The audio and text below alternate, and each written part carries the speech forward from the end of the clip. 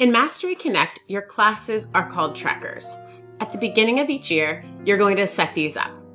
You'll start by going to Trackers and clicking Add Tracker. And then for each tracker that you create, or each class that you create, you're going to start by choosing your subject. The core standards that you teach will automatically populate, and class just means grade level. From here, you have to make a choice. Do you want to sync your students from the SIS, the hub, or do you want to manually upload them? There are pros and cons to both. So let's talk about importing students from the hub first. If you do this, you'll describe your classes as something like first period TR. So it's going to be all those same sections that you see in the hub. For many of my teachers, that means 12 sections. So this will be 12 trackers in their classes. The advantages to doing this is that the setup is very easy and that throughout the rest of the year, everything will sync. So as students enter and leave your classroom, these will all come through naturally for you. Here's the biggest disadvantage, and that is if you choose to sync through the hub, that means that when you create a test for your students, you will be creating for your first period, have a test for TR, you'll have a test for WF, you'll have a test for VO. And so each one of those tests will have a separate code. So you'll have 3 codes for your first period, 3 codes for your second period, and so on. So if you choose to do it this way, you'll continue by selecting a folder color, making sure Add Student says Import from SIS, and then you'll choose the corresponding section and click Create Tracker. Again, it's really easy to create trackers if you're pulling from the SIS. Now, if I go back to trackers again, I can see my first period TR tracker there. But let's say I want to manually upload a tracker. To do this, I'm going to click Add Tracker. I'm always going to start by choosing my subject, making sure my core comes through, and choosing my grade level.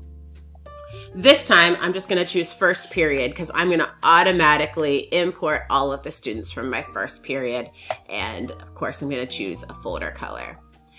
Now, the advantages to doing it this way are that you will have all of your students together. That's the biggest advantage. The biggest disadvantage is that this isn't going to sync with anything. For the rest of the year, you're going to have to manually add and subtract students. So again, it's a balancing act. You have to decide what makes the most sense for you and for your students. I would also strongly encourage you before you begin this process to talk with your CLT, talk with your department, and make sure there's not a specific direction that you are being required to follow.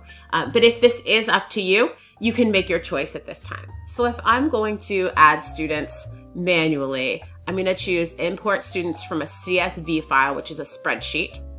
And then it asks me to choose a file. So now I have to go make this file. How do I do it? Well, I start by going to the hub, and I'm gonna go find my classes here. I'm gonna click on Reports, and I'm gonna scroll all the way down to this student profile report called STU 201. And I'm gonna click the little pencil to open the report interface.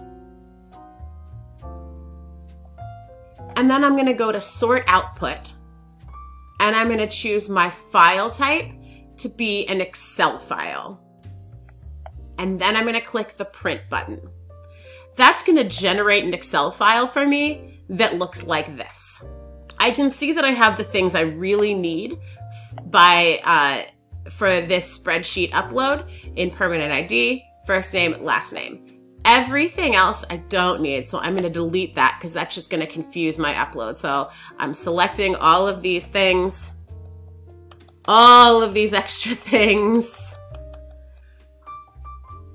Once I've selected them all, I'm going to right click and delete, and that's going to take me back to just the information I need. Student ID, first name, and last name. And I'm actually going to go ahead and delete this top line too. Then I'm going to call this, then I'm going to save this. So I'm going to go to File and Save As. I'm going to save it to wherever it makes the most sense for you. For me, I'm going to save it to my desktop. I'm going to call it period 1.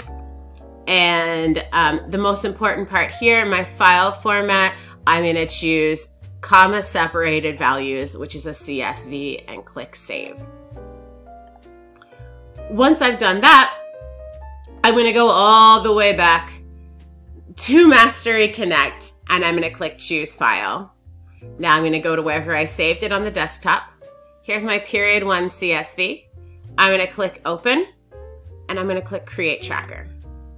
This is automatically going to pull those students, and they're going to be added there for me. Here again, I have another tracker. This time, I've got all of my students in alphabetical order. So again, that's what it looks like when you manually create it.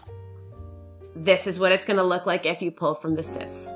There are pros and cons of both. Either way, you're devoting a little more time either to the setup or to managing the assessments. I can't encourage you strongly enough to talk with your department, talk with your CLT, and make that choice, not in a vacuum, but make the best choice for your students and for what you're being required to do.